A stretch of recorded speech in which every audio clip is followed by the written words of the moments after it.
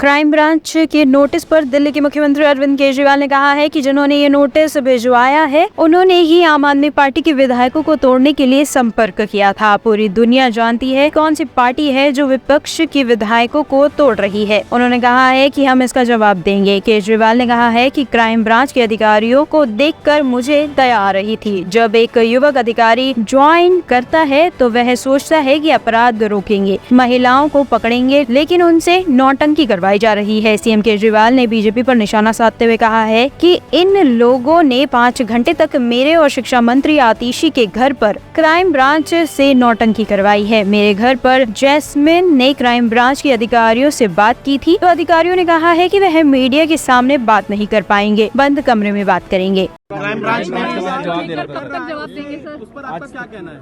वो लोग ये पूछने के लिए पहली बात तो मेरे को बड़ा अजीब लगा। मतलब मैं ये सोच रहा था, मुझे बहुत दया आ रही थी वो जो ऑफिसर जिसको इन्होंने भेजा था, क्राइम ब्रांच के एक ऑफिसर को। एक युवा जब पुलिस ज्वाइन करता है तो एक बड़े आइडियलिज्म के साथ ज्वाइन करता है कि मैं देश के लिए काम करूंगा, समाज की रक्षा करूंगा, अपराधियों को पकड़ूंगा, क्राइम कम करूंगा, महिलाओं की सुरक्षा करूंगा। वो कभी ये नहीं सोचता कि मेरे से नौटंकी करवाएंगे ये।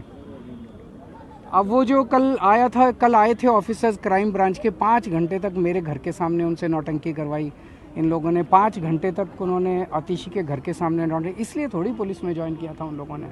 उनको भी बड़ा, मैंने देखा जैस्मिन उनसे पूछ रहा है तो वो बेचारा कोई जवाब नहीं दे पा रहा, कह रहा नहीं मीडिया के सामने नहीं, प्राइवेट में आ जाओ, बंद कमरे में आ जाओ, वहाँ बात कर लेते हैं।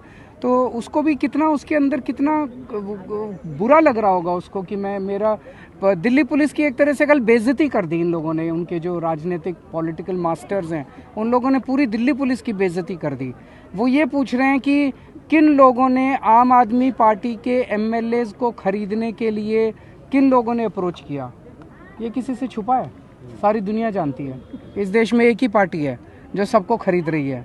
जिन्होंने गोवा में सरकार तोड़ के बनाई उन्होंने ही किया, हमारा भी।